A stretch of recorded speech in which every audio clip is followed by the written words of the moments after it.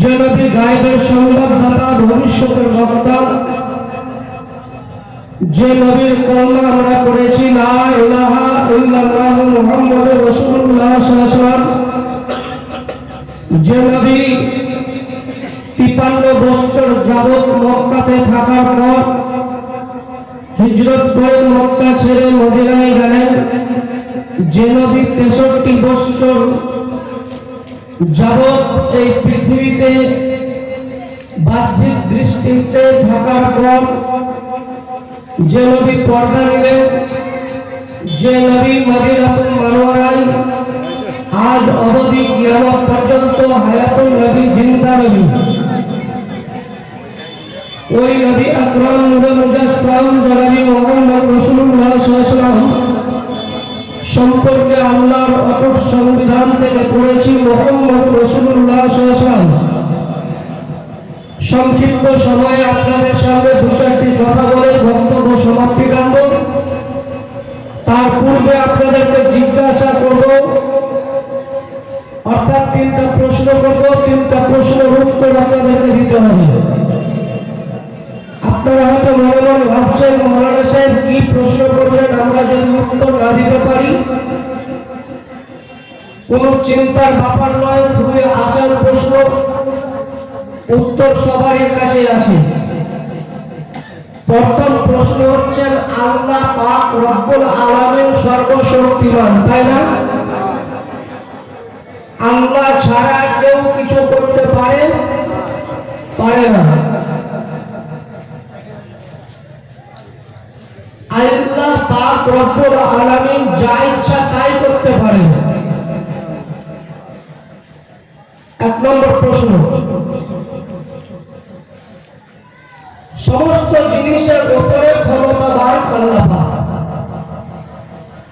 1 নম্বর প্রশ্ন। দ্বিতীয় নম্বর প্রশ্ন হলো আল্লাহ ছাড়া কেউ কিছু করতে পারে না।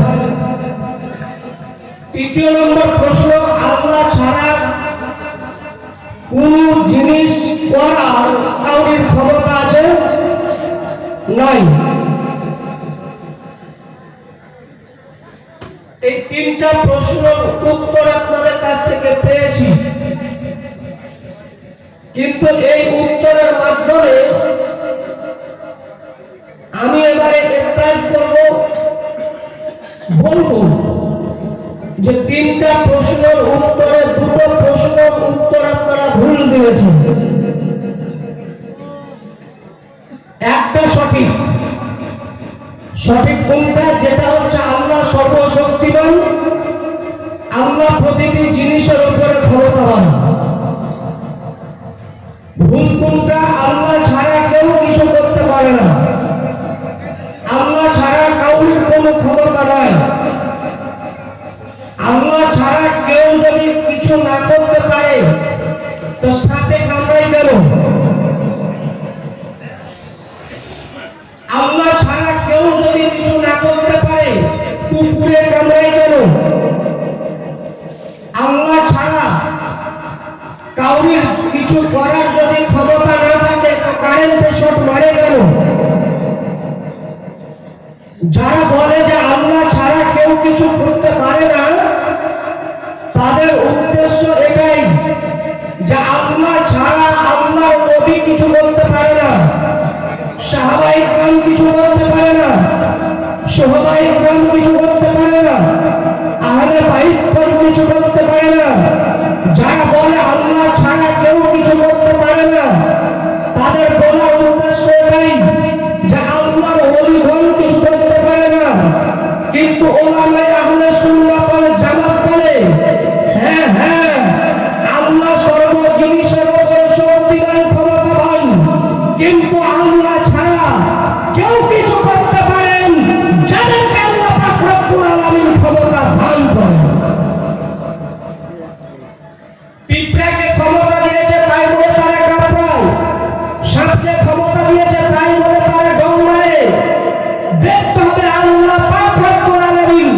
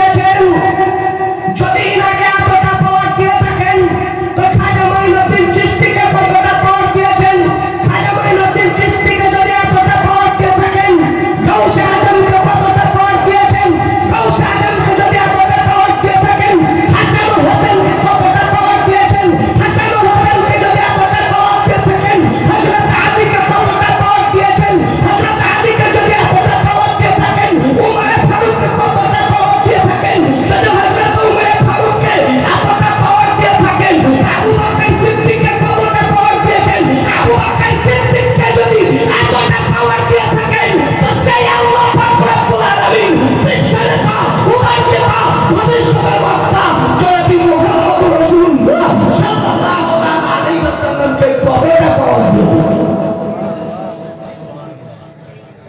এটা ছিল হাজির কথা। হাদিস শরীফের মধ্যে আছে যে শিশুগুলো মায়ের পেটে 3 মাস পরে ঝরে যায়, পড়ে যায়, গলে যায়, মরে যায়, কিংবা যে বাচ্চাগুলো জন্মের পরে পরে ইন্তেকাল করে, ওই বাচ্চাগুলো হাসরের প্রান্তরে এক জায়গায় জমা হবে।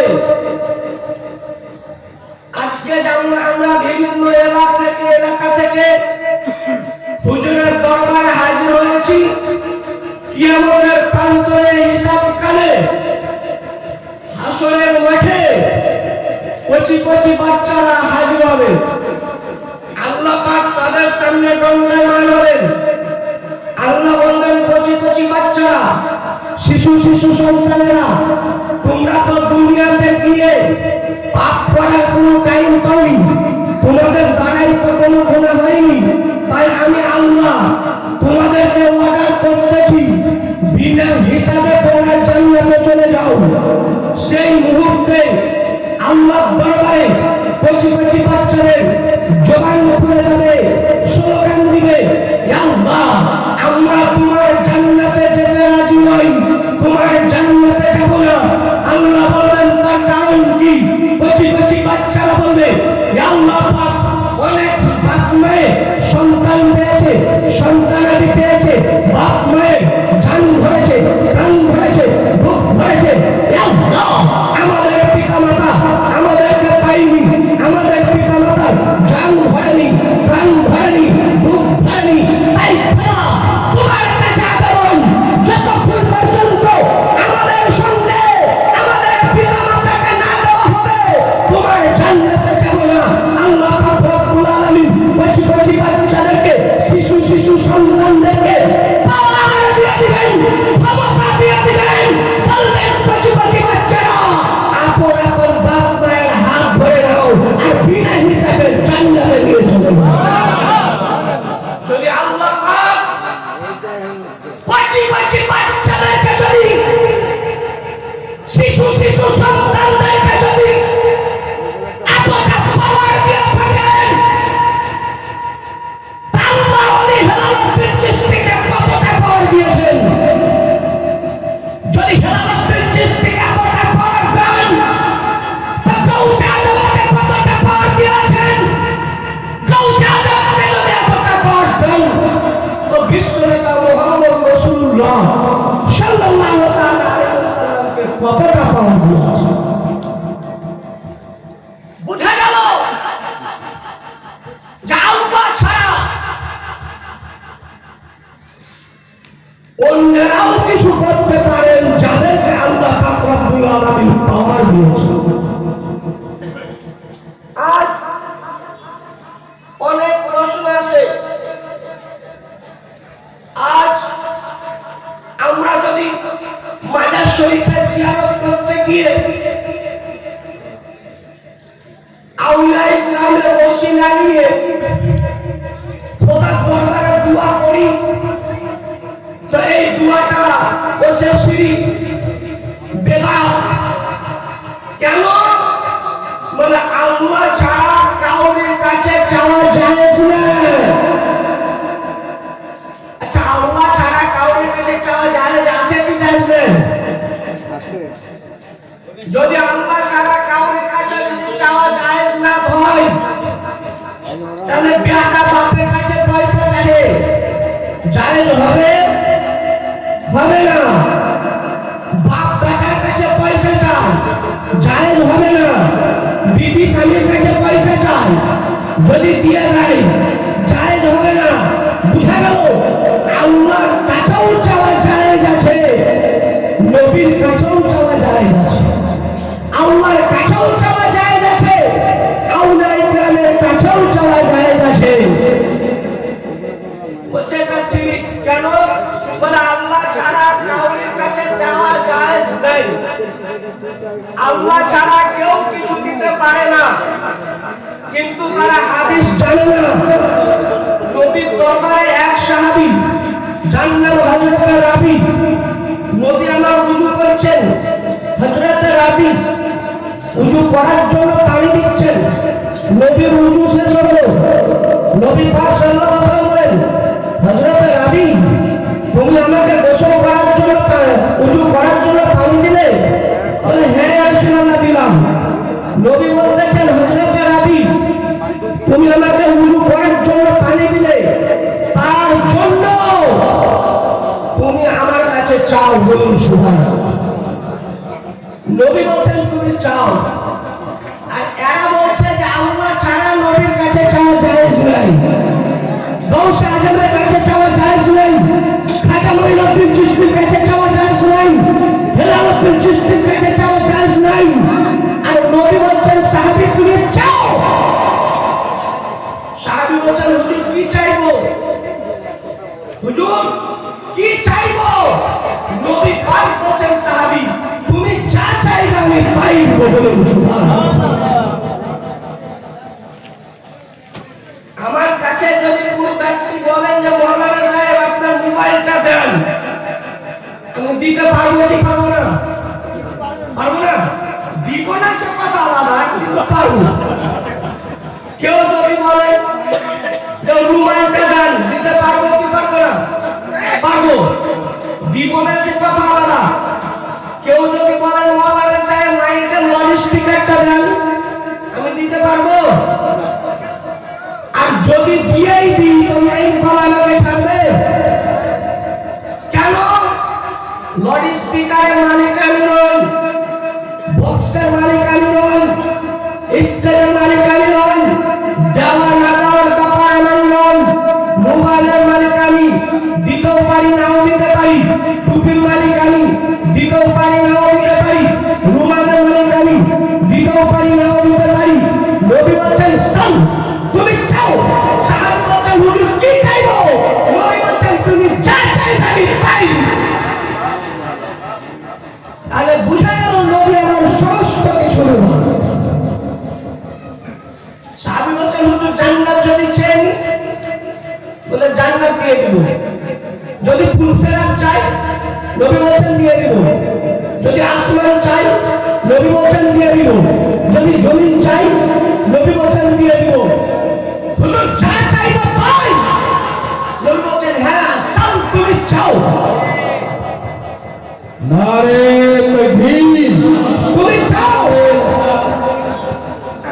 হুজুর কি চাইবো? বলে তুমি যা চাইবে আমি তাই দিব। হযরত রাবি বলছেন ইয়া রাসূলুল্লাহ আমি আপনার নিকটে একটা জিনিস চাই। নবী বলছেন কি চাও? বলে ইয়া রাসূলুল্লাহ জান্নাতের মধ্যে আপনার গোলাম হতে চাই। সুবহানাল্লাহ। জান্নাতের মধ্যে আপনার গোলাম হতে চাই। নবী বলেন সাহাবী ও হযরত রাবি তুমি যদি আমার কাছে জান্নাত চাইতে আমি জান্নাত দিয়ে দিতাম। পুলসেরাত চাইলে পুলসেরাত দিয়ে দিতাম। আসমান চাইলে আসমান দিয়ে দিতাম। জমিন চাইলে জমিন দিয়ে দিতাম। জান্নাতে আমাকে নিয়ে তুমি কি করবে?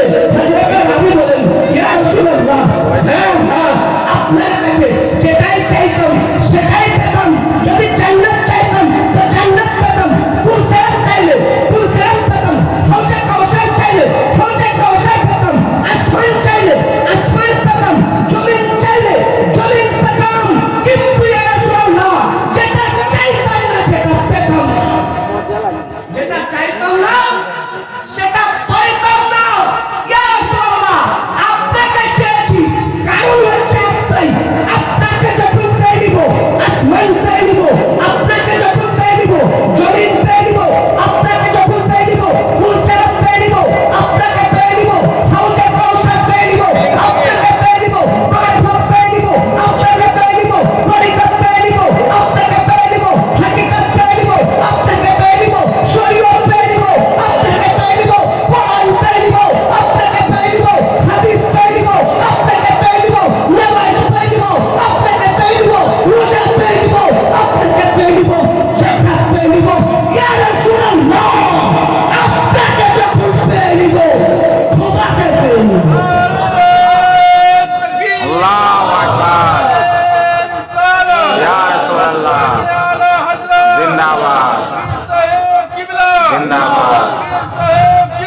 जिंदाबाद अल्लाहु अकबर या रसूल ইয়া রাসূলুল্লাহ, আপনাকে যখন পেয়ে নিব, খোদাকে পেয়ে নিব, নবী বলছেন যাও সাহাবী, জান্নাতের মধ্যে তুমি আমার গোলাম হয়ে থাকবে। বলুন সুবহানাল্লাহ।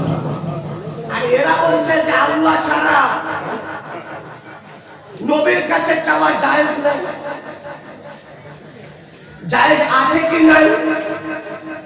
নবীর একজন সাহাবী, এমন সাধারণ সাহাবী ছিলেন না, যে সাহাবী কন্টিনিউ 10 বছর যাবত নবীর খিদমত করেছেন। বলুন সুবহানাল্লাহ। যার নাম হযরত আনাস বিন মালিক। 10 বছর পর আনাস বিন মালিককে নবী বলছেন, আনাস বিন মালিক 10 বছর ধরে তুমি আমার খিদমত করলে, কিন্তু আজ থেকে তোমাকে আমি মুক্তি দিয়ে দিলাম, আজাদ করে দিলাম।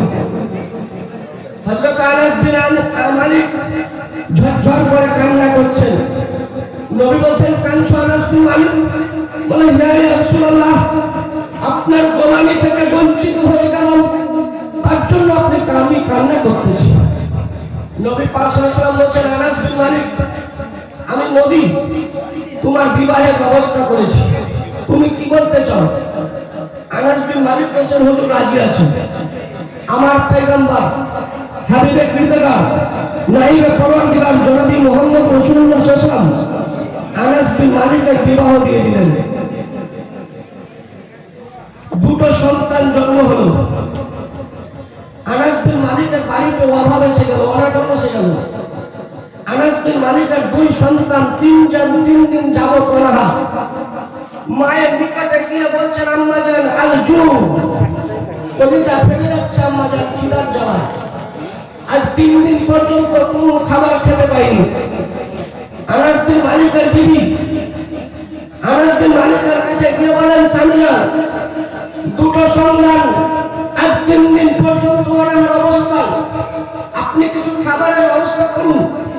আনাস বিন মালিক বলছেন, আমার বাড়িতে পানি ছাড়া তো আর কিছু খাবার না, খাবারের ব্যবস্থা কোথায় করা যায়?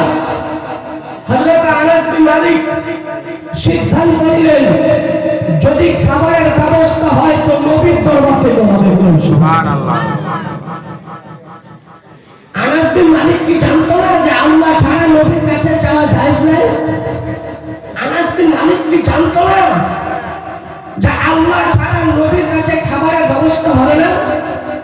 নবী পাক সাল্লাল্লাহু আলাইহি ওয়াসাল্লামের দরবারে যাওয়ার সিদ্ধান্ত নিলেন। কোন টাইমে গেলেন? নবীর আরামের টাইম ছিল, জোহরের কিছুটা আগে নবী আরাম করতেন।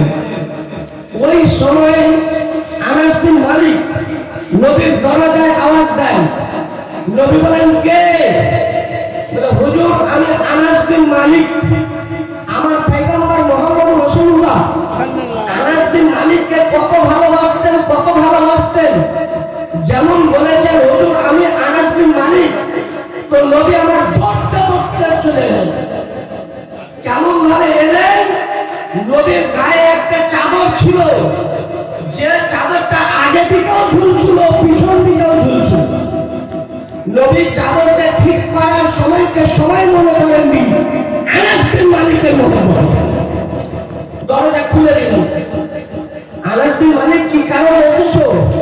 বলে, ইয়া রাসূলুল্লাহ, আপনার গোলামিতে লিপ্ত ছিলাম, খুব ভালো ছিলাম, বিবাহ দিয়ে দিলেন, 2 সন্তান, 3 দিন যাবত অনাহার অবস্থায়, তাই আপনার নিকটে এসেছি, আপনি আল্লাহর দরবারে দোয়া করে দেন, আমার রুজিতে যেন বরকত হয়। বলুন সুবহানাল্লাহ। আনাস বিন মালিক, তোমার 2 সন্তান 3 দিন যাবত অনাহার? বলে, হ্যাঁ ইয়া রাসূলুল্লাহ। তুমি রুজির জন্য এসেছো? বলে, হ্যাঁ। আমার পয়গম্বর মুহাম্মদ রাসূলুল্লাহ সাল্লাল্লাহু আলাইহি ওয়াসাল্লাম 2 হস্তকে উত্তোলন করলেন আর আল্লাহর দরবারে দোয়া করছেন, আল্লাহুম্মা আকসির মালাহু, আল্লাহুম্মা আকসির আওলাদাহু, আল্লাহুম্মা আকসির হায়াতাহু। ইয়া আল্লাহ, আনাস বিন মালিকের রুজিতে বরকত দাও, আনাস বিন মালিকের আওলাদে বরকত দাও, আনাস বিন মালিকের হায়াতে বরকত দাও। আনাস বিন মালিক গেলেন একটার জন্য, রুটির জন্য, কিন্তু আমার নবী দোয়া করে দিলেন তিনটার জন্য। কি দোয়া করলেন? আল্লাহুম্মা আকসির মালাহু, ইয়া আল্লাহ আনাস বিন মালিকের রুজিতে বরকত দাও। আল্লাহুম্মা আকসির আওলাদাহু, ইয়া আল্লাহ আনাস বিন মালিকের সন্তানে বরকত দাও। আল্লাহুম্মা আকসির হায়াতাহু, ইয়া আল্লাহ আনাস বিন মালিকের হায়াতে বরকত দাও। আনাস বিন মালিক চিন্তা করছেন, এলাম তো নবীর নিকটে একটার জন্য, রুজির জন্য, কিন্তু আমার পয়গম্বর দোয়া করে দিলেন তিনটার জন্য। তার মধ্যে দোয়া করেছেন আমার সন্তানের জন্য। আনাস বিন মালিকের মহব্বত নবীর প্রতি বেড়ে গেল। আনাস বিন মালিক বলছেন, যে নবী আমার সন্তানের জন্য দোয়া করতে পারেন, ওই নবী বলেও দিতে পারেন আমার কতটা সন্তান। তাই আনাস বিন মালিক নবীকে বলছেন, হুজুর আমার সন্তানের জন্য আপনি দোয়া করলেন? বলে হ্যাঁ ইয়া রাসূলুল্লাহ দোয়া করলাম। বলে হ্যাঁ সাহাবী দোয়া করলাম। সাহাবী বলেন, ইয়া রাসূলুল্লাহ তাহলে আপনি বলুন আমার সন্তানের কতটা জন্ম হবে? নবী পাক সাল্লাল্লাহু আলাইহি ওয়াসাল্লাম বলেন, যাও আনাস বিন মালিক তোমার 50টা সন্তান হবে। আমগরিয়া গ্রামের কোন ব্যক্তি আছে 50 টাকা বাপ? বীরভূম বর্ধমান ডিস্ট্রিক্টে দেখেছেন, কোন শুনেছেন যে অমুক গ্রামে অমুক ব্যক্তির 50টা বেটা আছে? আনাস বিন মালিক বলেন, হুজুর 50টা? নবী বলেন, যাও আনাস বিন মালিক তোমার 60টা সন্তান হবে। আনাস বিন মালিক বলেন, হুজুর আমার বাড়ি ঘর নাই।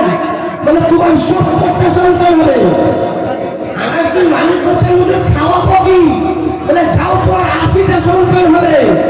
হুজুর কি করব? বলে যাও আনাস বিন মালিক তোমার 90টা সন্তান হবে।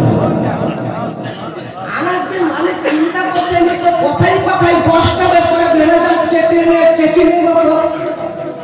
আগে শুনেছি যে ট্রেনের টিকাটেরা চেকে যখন টিটি চাপে তো ফাইন করে দাও 100 টাকা, স্যার 50 টাকা নেন, বলে 150 টাকা। হুজুর স্যার 60 টাকা নেন, দাও 200 টাকা। আনাস বিন মালিক ভাবছেন এই কথাই কথাই 10টা করে বেড়ে যাচ্ছে, তাই বলছেন, ইয়া রাসূলুল্লাহ আমি আর কিছু বলবো না, যাও আনাস বিন মালিক তোমার 100টা সন্তান হবে। হুজুর আর কিছু বলবো না, আসসালামু আলাইকুম, বাড়ি চলে যাচ্ছি। নবী পাক বলেন, আনাস বিন মালিক কাছে এসো। নবী বলছেন, আনাস বিন মালিক তোমার বাগান আছে? বাগান? হ্যাঁ হুজুর খেজুরের বাগান আছে 10 টাকা মতো। বছরে কয়বার ফল হয়? বলে হুজুর একবার। যাও আনাস বিন মালিক তোমার 100 বেশি সন্তান হবে। নবী পাক সাল্লাল্লাহু আলাইহি ওয়াসাল্লাম বলেন, চলো আনাস বিন মালিক তোমার খেজুরের বাগান। নবী পাক গেলেন, বাগানের মধ্যে 3টে চক্কর দিলেন, আর নবী পাক বাগানে গিয়ে দোয়া করলেন আর বললেন, আনাস বিন মালিকের বাগান শুনো, বছরে তুমি একবার ফল দাও, কিন্তু আজ থেকে আমি মুহাম্মদ রাসূলুল্লাহ বলতেছি বছরে 2বার ফল দেব। নবীর জামানার বাগান মদিনাতুল মুনাওয়ারাতে একটাও বেঁচে নাই, কিন্তু আজ অবধি 2টো বাগান জিন্দা অবস্থা আছে। যে বাগান দুটোর মধ্যে একটা বাগান হযরত আনাস বিন মালিকের বাগান, আর একটা বাগান হচ্ছে হযরত সালমান ফারসি বাগান। আনাস বিন মালিকের বাগানে বছরে 2বার ফল হয়, সালমান ফারসির বাগানে বিনা আঠির খেজুর ফল। আনাস বিন মালিকের বাগানে গিয়ে নবী বলেন, আনাস বিন মালিকের বাগান শুনো, তুমি বছরে একবার করে ফল দাও আল্লাহর অর্ডারে। আমি মুহাম্মদ রাসূলুল্লাহ আজ থেকে অর্ডার করতেছি বছরে 2বার করে ফল হবে। নবী যেই দিন থেকে অর্ডার করেছেন সেই দিন থেকে আনাস বিন মালিকের বাগানে বছরে 2বার করে ফল হয়, আর আজ অবধি ওই বাগানটা জিন্দা অবস্থা আছে। তাহলে নবী পাকের দরবারে আনাস বিন মালিক রুজির জন্য দোয়া চেয়েছিলেন, আর নবী পাক রুজির জন্য দোয়া করেছিলেন, বলেছিলেন আনাস বিন মালিককে রুজিতে বরকত দাও। তাহলে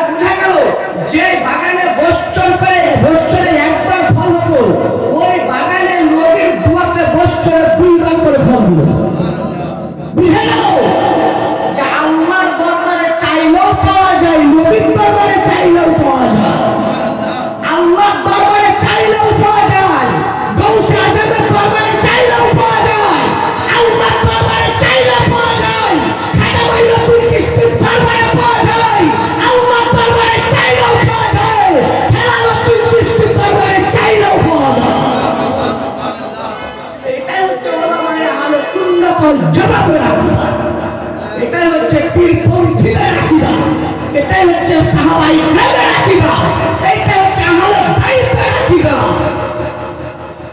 বুঝা গেল? আনাস বিন মালিকের রুচিতে বরকত দিল।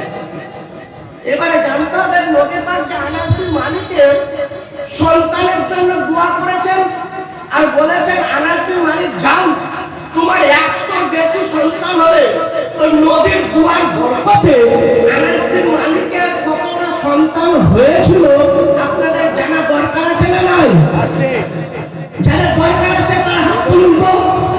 মাশাআল্লাহ। বলা হয়েছে আনাস বিন মালিকের কতটা সন্তান হয়েছিল, তো ইতিহাসে পাওয়া যায় যে হযরত আনাস বিন মালিক আপন হস্ত দ্বারা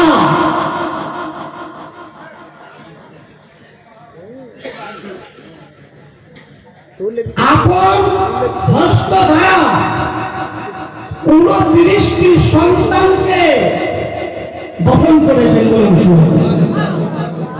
নিজে হাতে 29টা সন্তানের জানাজা পড়ে দফন করেছিল। আনাস বিন মালিক যখন ইন্তেকাল করেন ওই সময় আনাস বিন মালিক 80টা সন্তান রেখে ইন্তেকাল করেন। তাহলে হিসাব লাগাতে পারলেন আনাস বিন মালিকের কতটা সন্তান হয়েছিল? 80 আর 29 কতটা হয়? 109 সন্তান হয়েছিল।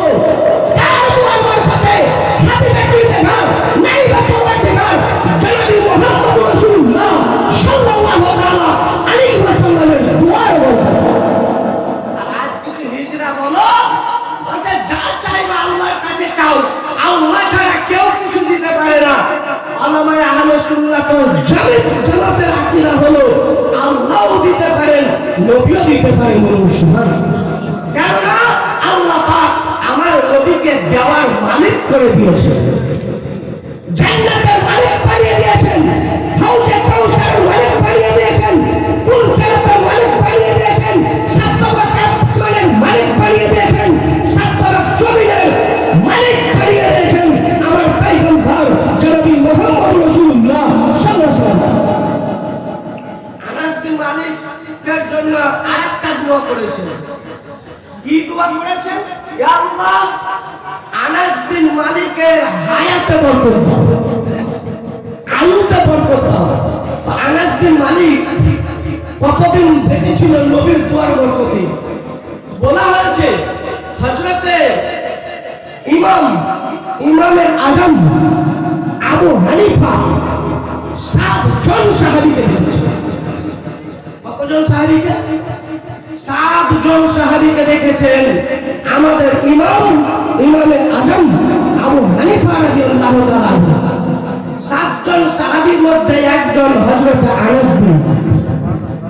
তাহলে নবীর দোয়ার বরকতে হযরত আনাস বিন মালিক ইমাম আবু হানিফা জামানা পর্যন্ত বেঁচেছেন। বুঝা গেল নবীর দরবারে যদি হায়াতের জন্য দোয়া চাওয়া যায় তো নবীর দরবার থেকে পাওয়া যায়, রুজির জন্য যদি দোয়া চাওয়া যায় তো নবীর দরবার থেকে পাওয়া যায়, সন্তানের জন্য যদি দোয়া চাওয়া যায় তো নবীর দরবার থেকে পাওয়া যায়। এটা হযরতে আনাস বিন মালিক প্রমাণ করে দিয়েছেন।